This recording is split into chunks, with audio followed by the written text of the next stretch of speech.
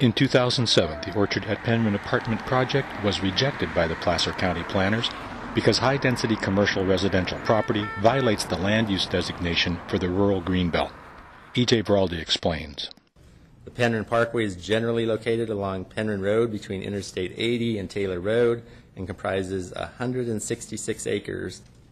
The intent behind the Penryn Parkway designation was to designate a concise, identifiable area that would encourage a compact commercial core to serve the overall Penryn area. Policy E in the community plan states that the Penryn Parkway is intended as a highway service-oriented retail area which also allows for multiple family residential uses. In essence, this area was established to preserve the rural character of the vast majority of the plan area.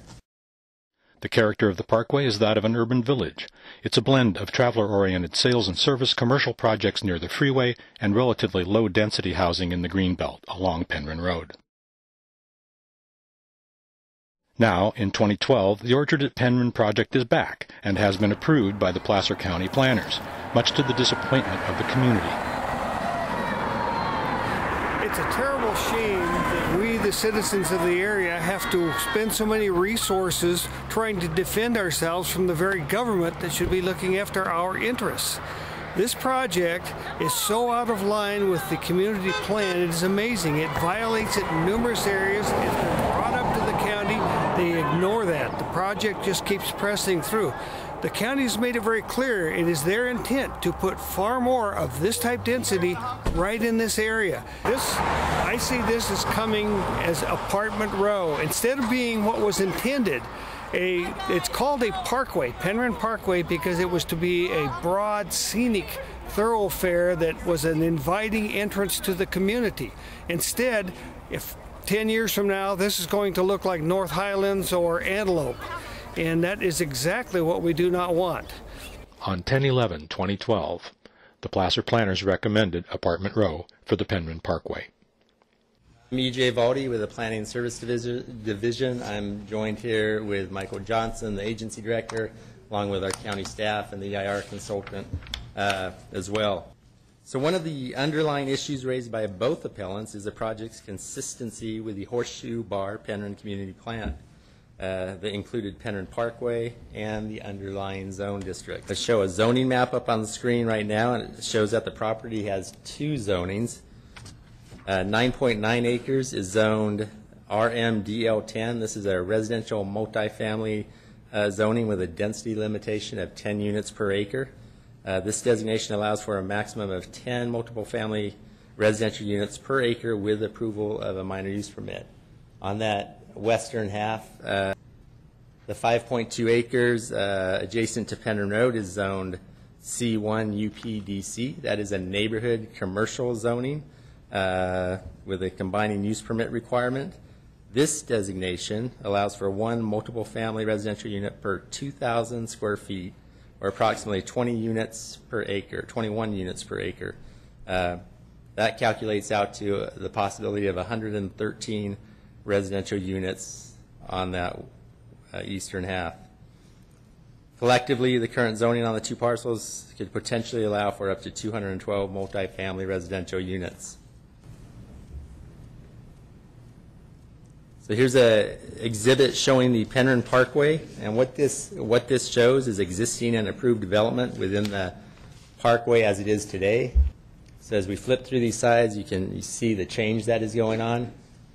This actually shows the properties that have been developed with single-family residences that have, I guess we can consider them to be underutilized, and they could potentially be developed in the future with more intense uses.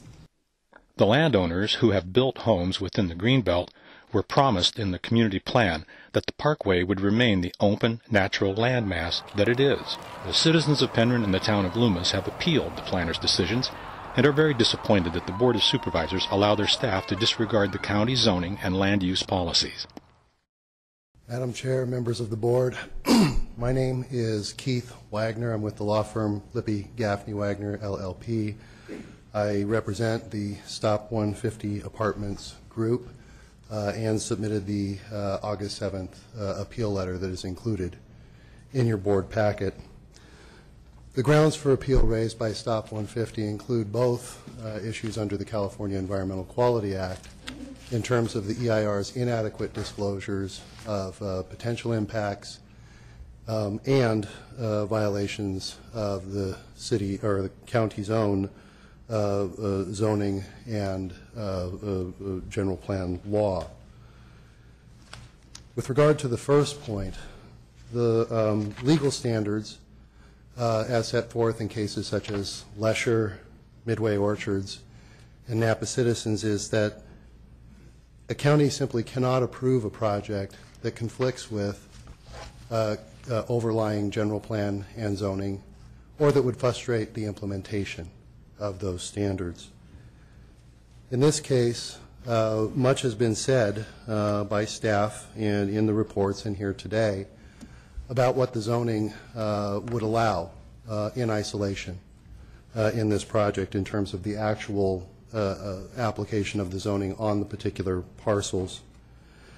The problem is that when the county adopted its zoning ordinance, it stated that it is the intent of the Placer County Board of Supervisors that this chapter be adopted and maintained so as to be consistent with the general plan and applicable community plans.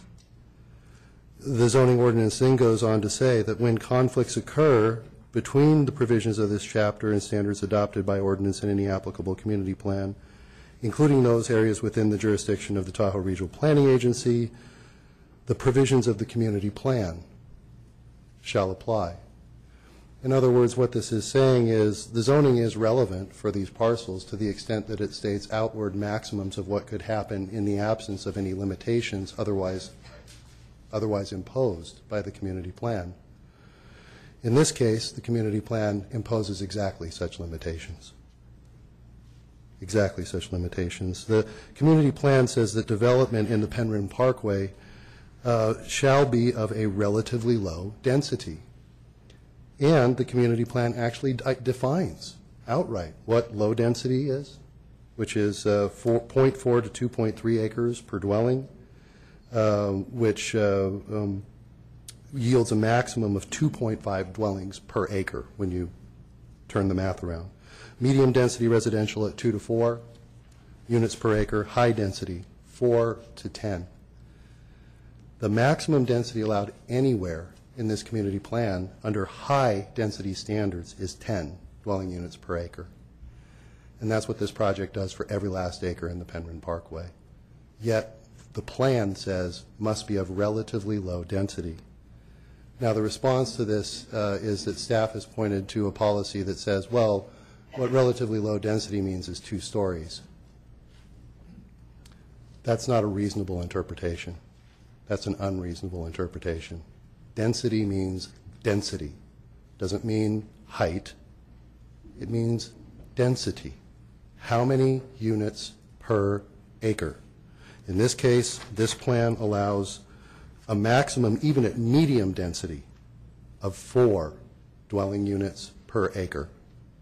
That's what this plan allows in the Penryn Parkway.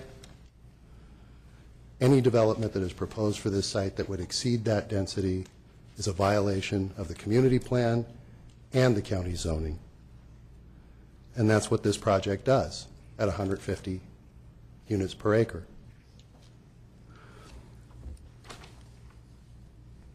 Supervisor Euler in that case because his light is on. Yes, thank you. Throughout your presentation, you kept referencing the maximum allowable units as 60 units. How did you arrive at that? What I'm wondering is, what are the assumptions behind? Oh, okay. Well, the assumption is that the community plan has a maximum medium density standard of 4 units per acre. Okay. And so this project is on 15 acres of land. Okay. And so 15 times 4 equals 60. Yes.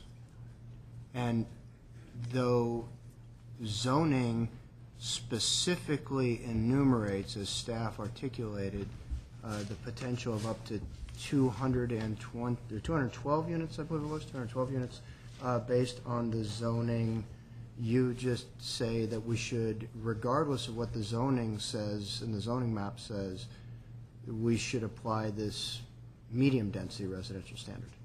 As the maximum. It's not even medium. What the plan says is low density, and it's not me that is saying that's what you should apply. It's your zoning code. Where exactly does the plan say that we have low density that supersedes the zoning that's specified for the piece? It's not the plan that says that. It is the county's zoning that says that. What the county's zoning code says is that where there is a conflict between assigned zoning to a parcel Right.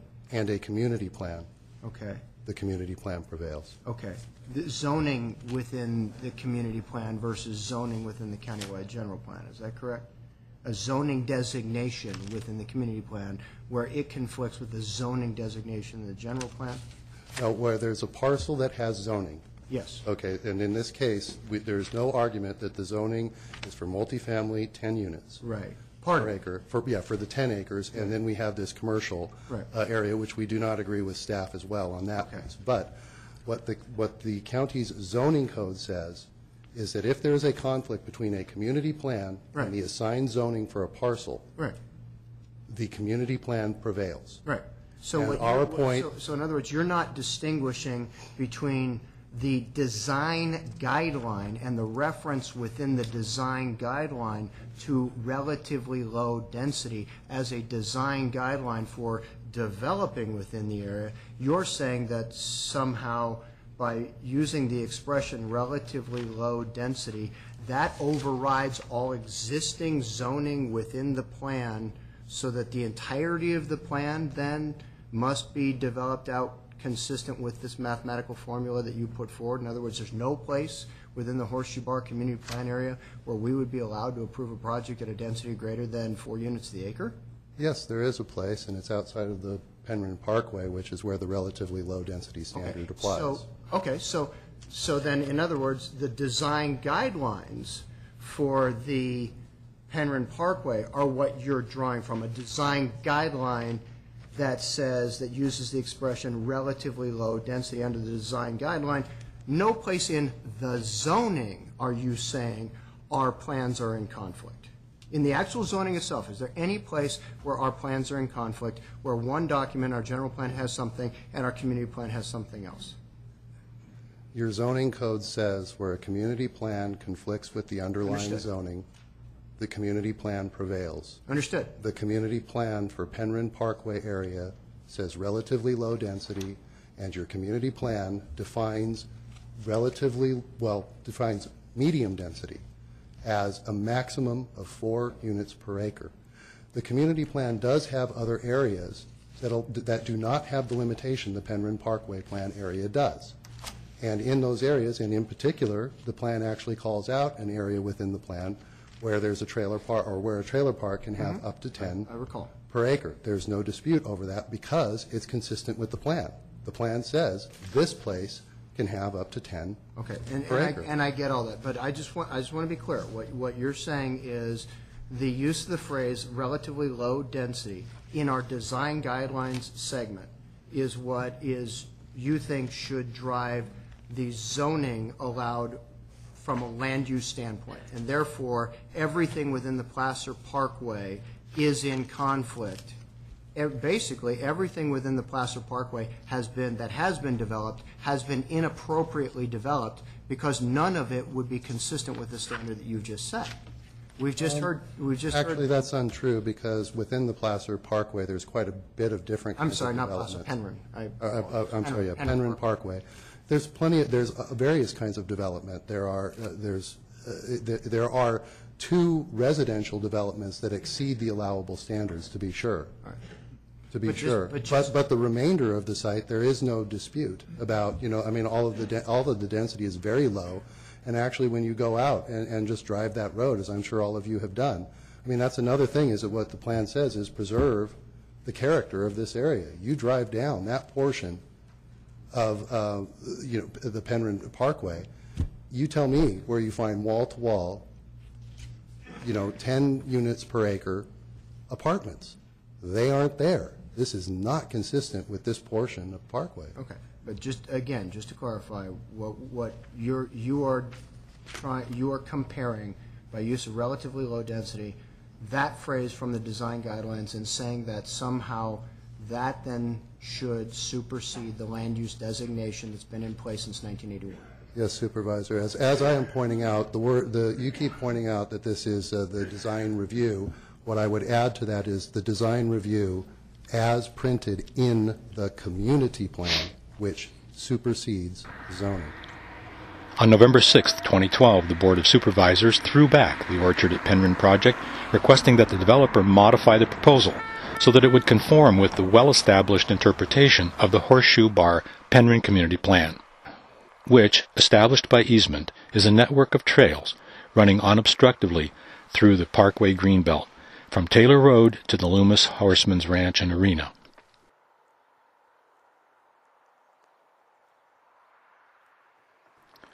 The next public hearing is scheduled for December 11, 2012, and you can expect an update here shortly thereafter.